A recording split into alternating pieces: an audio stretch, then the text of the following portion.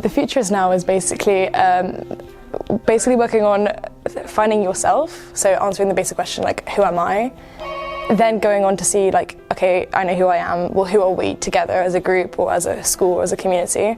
And then furthering on from that, seeing, okay, so I know who I am, I know who are we, I found like a cause that I care about, how do I put this all together and make like positive change like now for the future? I'm very passionate about changing things in the future for my children, for my grandchildren, and changing things in our society, because in general there's a lot of things that are going wrong currently, which we can do something about, but if we leave it too long, we won't be able to. We don't have a planet B, and we have to take care of what we have, and we have to kind of take care of the mess that the generations before us, who didn't have the information that we have now, created, and we have to make sure that the generations to come, our children, our grandchildren, still like have the same planet that we have now, and like just thinking that my grandchildren maybe will grow up and won't know what, I don't know, a polar bear is because it's extinct or something. Like, we have to act now, because otherwise it's just all gonna, yeah. I guess I really feel passionate about it because I believe in like authentic responsibility and really enabling the youth to become and do the change they want to see. Again, because often I've seen youth being tokenized and facing ageism, so I wanted to also change this power relation and shifting it to something more empowering and yes.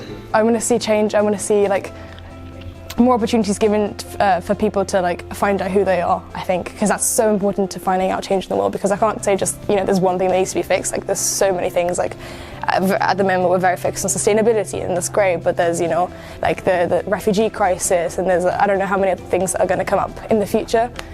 And just in classes, not always giving attention to the people that you know that are going to excel, but also like thinking about people that maybe don't want to go into, you know, the mainstream like future jobs, and, you know, nurturing like their passions and their ideals, because we can't all go, I think, to the same place and like work in the same sector. We need to like differentiate, and I think that starts within schools, finding out like who you are, what your passions are, and from there like you can get a lot more change. You used to live in a world where you get an education for yourself, so you could get a job for yourself, so you could live for yourself, which is very like it was how we lived. It was very individualistic, it's very selfish, which it was fine at the time, but now it's not even about us at this point. It's literally a survival act.